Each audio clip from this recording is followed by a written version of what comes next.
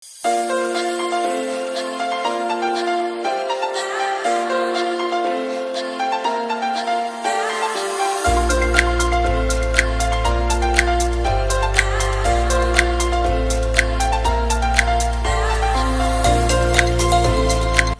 Delights പുതിയ എപ്പിസോഡിലേക്ക് നിങ്ങൾക്ക് എല്ലാവർക്കും സ്വാഗതം. കഴിഞ്ഞ ആഴ്ചയിൽ നമ്മൾ ഒരു റൗണ്ട് കേക്ക് എങ്ങനെ നല്ല ഷാർപ്പ് എഡ്ജോടെ ഗനാഷ് ചെയ്യാമെന്ന് കണ്ടു. ഈ ആഴ്ച നമ്മൾ കാണുന്നത് ഒരു സ്ക്വയർ കേക്കിനെ എങ്ങനെയാണ് നല്ല ഷാർപ്പ് എഡ്ജും ഷാർപ്പ് കോർണേഴ്സും ഒക്കെ കിട്ടുന്ന രീതിയിൽ ഗനാഷ് ചെയ്ത് റെഡിയാക്കുന്നതാണ്. ഈയിടെ ഞാൻ ചെയ്ത ഒരു കേക്കാണിത്, റൂബിക്സ് ക്യൂബിന്റെ ഒരു കേക്ക്. ഈ ക്യൂബായിട്ട് തന്നെ നമ്മൾ ചെയ്യണം, ഹൈറ്റും വിഡ്ത്തും എല്ലാം ഒരേപോലെ വരേണ്ടതുണ്ട്. അത് മാത്രമല്ല അതൊരു ട്വിസ്റ്റഡ് ആയിട്ടുള്ള റൂബിക്സ് ക്യൂബാണ്. അപ്പം 3 സ്ക്വയർ കേക്ക് റെഡിയാക്കിയിട്ട് വേണം നമുക്ക് ഈ ഒരു സെറ്റിങ് ചെയ്യാനായിട്ട്. അപ്പം ഇതിൽ നമ്മൾ നോക്കുകയാണെങ്കിൽ മൂന്ന് സ്ക്വയർ കേക്ക് ആയിട്ടാണ് ചെയ്തിരിക്കുന്നത് അല്ലേ. അപ്പോൾ ഏറ്റവും താഴത്തെ സ്ക്വയർ കേക്ക് എന്ന് പറഞ്ഞാൽ ആ നോർമൽ നമ്മൾ ചെയ്യേണ്ട കേക്ക് ബോർഡിലാണ് ഇതിനെ സെറ്റ് ചെയ്ത് വെച്ചേക്കുന്നത്. നമ്മൾ ഇതേ രീതിയിലാണ് റൗണ്ട് കേക്കും ഗനാഷ് ചെയ്തെടുത്തത്.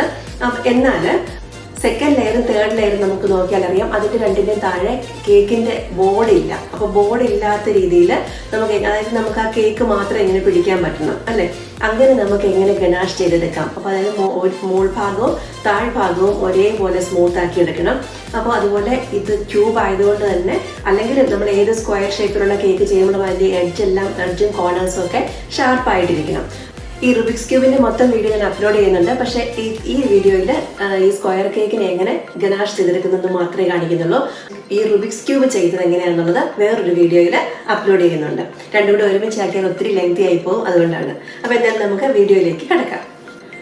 അപ്പോൾ ഇവിടെ ഞാനൊരു കേക്കിൻ്റെ ബോർഡ് എടുത്തിട്ടുണ്ട്. അപ്പോൾ ഞാൻ ജസ്റ്റ് ഒരു പ്ലാൻ ചെയ്തു, ഇതിൻ്റെ ഹൈറ്റ് എത്ര വേണം, വിഡ്ത്ത് എത്ര വേണം എന്നൊക്കെയുള്ളത്.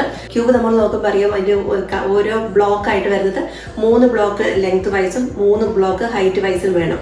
അപ്പം ഒരു 9 ബ്ലോക്കുകൾ വരണം. അപ്പോൾ അതെല്ലാം ഈക്വൽ ആയിരിക്കണം. അതിൻ്റെ ടോട്ടൽ ഹൈറ്റ് ഈക്വൽ ആയിരിക്കണം, ടോട്ടൽ വിഡ്ത്ത് ഈക്വൽ ആയിരിക്കണം അല്ലേ. അപ്പോൾ അതുകൊണ്ട് ഞാൻ പ്ലാൻ ചെയ്തത് ഒരു 6-ൻ്റെ ക്യൂബ് ചെയ്യാം, 6 ഇഞ്ചിൻ്റെ ക്യൂബ് ചെയ്യാനാണ്. അപ്പോൾ ഓരോ ബ്ലോക്കും എനിക്ക് 2 ഇഞ്ചിൻ്റെ ബ്ലോക്കായിട്ട് ചെയ്യാൻ പറ്റും. അപ്പോൾ ആ ഒരു സൈസ് ഞാൻ സെലക്ട് ചെയ്തു. അപ്പോൾ എനിക്ക് കേക്ക് ബോർഡ് വേണ്ടത് 6 ഇഞ്ച് ഹൈറ്റും 6 ഇഞ്ചിൻ്റെ ഒരു സ്ക്വയർ ബോർഡാണ് എനിക്ക് വേണ്ടത്. അപ്പോൾ അത് ഞാൻ കറക്റ്റ് മെഷർ ചെയ്തെടുത്ത് മാറ്റി വെച്ചു. ഇനി ഒരു വലിയ കേക്ക് ബോർഡിലേക്ക്, ഒരു സ്ക്വയർ ബോർഡിലേക്ക് ഞാൻ ഈ ബോർഡ് പ്ലേസ് ചെയ്യുകയാണ്. എന്നിട്ട് നമ്മൾ റൗണ്ട് കേക്കിന് ചെയ്തതുപോലെ തന്നെ ഒരു ബട്ടർ പേപ്പർ എടുത്തിട്ട് അതിൽ നമുക്ക് വേണ്ട കറക്റ്റ് 6 ഇഞ്ചിൻ്റെ സ്ക്വയർ ബോർഡിൻ്റെ ഒരു ഔട്ട്ലൈൻ വരച്ചെടുക്കുന്നു. എന്നിട്ട് നമ്മൾ പെൻസിൽ മാർക്ക് ഒന്നും നമ്മുടെ കേക്കിൽ ടച്ച് ചെയ്യാതിരിക്കാനായിട്ട് അതിനെ തിരിച്ചു വെക്കുന്നു. എന്നിട്ട് നമ്മൾ നേരത്തെ ചെയ്ത പോലെ തന്നെ കുറച്ച് ഗനാഷ് എടുത്ത് ഈ പേപ്പർ അവിടെ നിന്ന് സ്റ്റിക്കാക്കി വെക്കുന്നു. ഇവിടെ നമുക്ക് 2 കേക്ക് ബോർഡ് എടുക്കേണ്ടതുണ്ട്. സെയിം സൈസിലുള്ള 2 കേക്ക് ബോർഡ് നമ്മൾ എടുക്കണം. അപ്പം രണ്ടാമത്തെ കേക്ക് ബോർഡ് എടുത്തിട്ട് ഞാൻ ഇതിനെ ഒന്ന് ക്ലിങ് ഫിലിം വെച്ച് നന്നായിട്ട് കവർ ചെയ്യുകയാണ്. 2 പ്രാവശ്യമായിട്ട് ചെയ്യുന്നുണ്ട്. 4 സൈഡിലും ഫോൾഡ് ചെയ്ത് വേണമെങ്കിൽ നമുക്ക് സെലോ ടേപ്പ് കൊണ്ടൊന്ന് സ്റ്റിക്ക് ചെയ്തും വെക്കാവുന്നതേ ഉള്ളൂ. അപ്പം എൻ്റെ രണ്ടാമത്തെ കേക്ക് ബോർഡും ഇതുപോലെ റെഡിയായി. ഇനി നമ്മൾ നേരത്തെ ചെയ്ത പോലെ തന്നെ കുറച്ച് ഗനാഷ് ഒഴിച്ചിട്ട് ഈ സ്ക്വയറിൽ നമ്മളൊന്ന് സൂക്ഷിച്ച് ആ ഗനാഷിനെ ഒന്ന് സ്പ്രെഡ് ചെയ്തെടുക്കുക.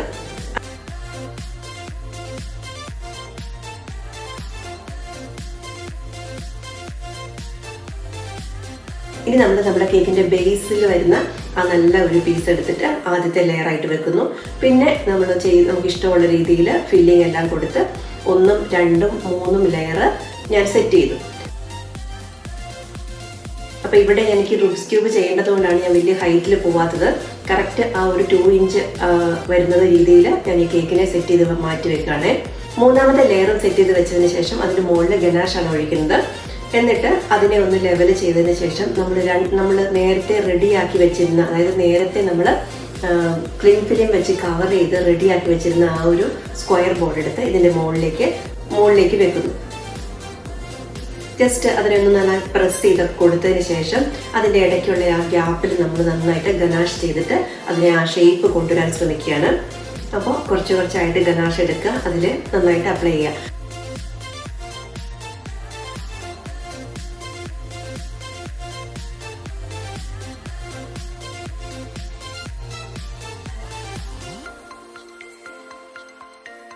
ഫസ്റ്റ് ടൈം തന്നെ ചെയ്യുമ്പോൾ തന്നെ നമുക്ക് ആ കോർണർ ഒന്നും ഷാർപ്പായിട്ട് കിട്ടത്തില്ല.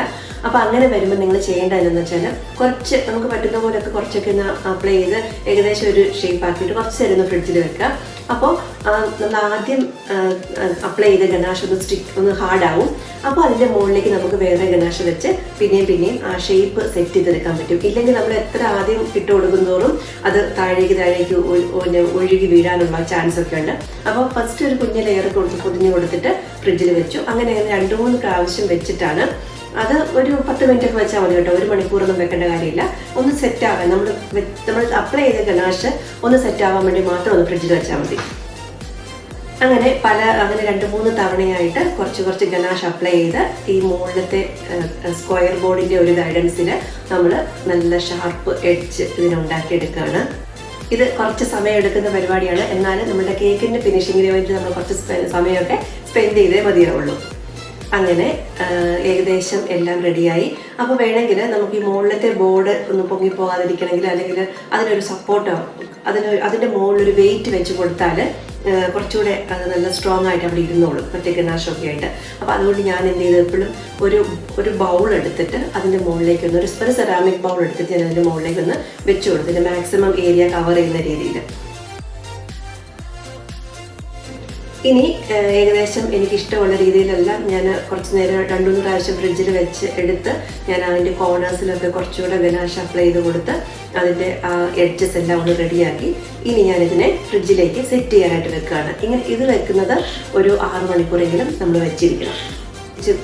ഓവർനൈറ്റ് അല്ലെങ്കിൽ ഒരു മിനിമം 6 മണിക്കൂർ ഫ്രിഡ്ജിൽ വെച്ചതിന് ശേഷം നമുക്ക് കേക്കിന് തിരിച്ചെടുക്കാം. എടുത്തതിന് ശേഷം ഞാൻ പതുക്കെ അതിൻ്റെ മുകളിലത്തെ ആ ക്ലിങ് ഫിലിം എല്ലാം ഒന്ന് മാറ്റിയെടുക്കുകയാണ്. ക്ലിങ് ഫിലിം എല്ലാം പതുക്കെ ഒന്ന് ഓപ്പൺ ആക്കിയിട്ട് നമ്മൾ ഈ കേക്ക് ബോർഡ് പതുക്കെ അവിടെ നിന്ന് റിമൂവ് ചെയ്യാണ്. ഈ കേക്ക് ബോർഡ് ഒരിക്കലും കേക്കുമായിട്ട് സ്റ്റിക്ക് ചെയ്ത് വെച്ചിട്ടില്ല. നമ്മൾ അതിൻ്റെ അടിയിൽ ക്ലിങ് ഫിലിം ഉള്ളതുകൊണ്ട് നമുക്ക് പെട്ടെന്ന് തന്നെ ഒന്ന് സൂക്ഷിച്ച് തന്നെ കേക്ക് ബോർഡ് അതിൻ്റെ ആ കേക്കിൽ നിന്ന് മാറ്റിയെടുക്കാനായിട്ട് പറ്റും.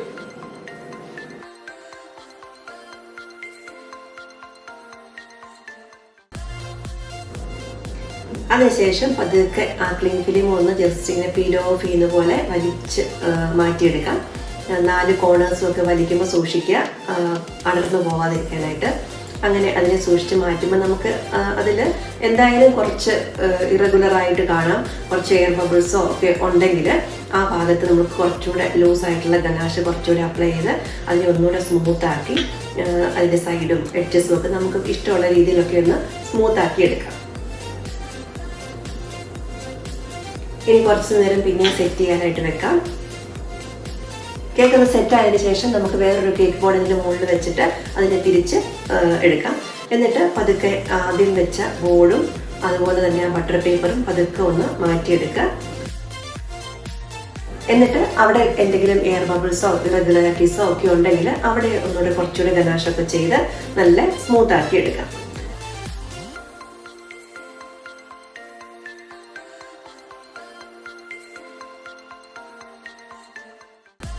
ഇനി നമ്മുടെ ഫൈനൽ ആയിട്ടുള്ള ആ ഒരു ടച്ചപ്പിന് വേണ്ടി നല്ല ഹോട്ട് വാട്ടറിൻ്റെ പ്രയോഗം നടത്താം.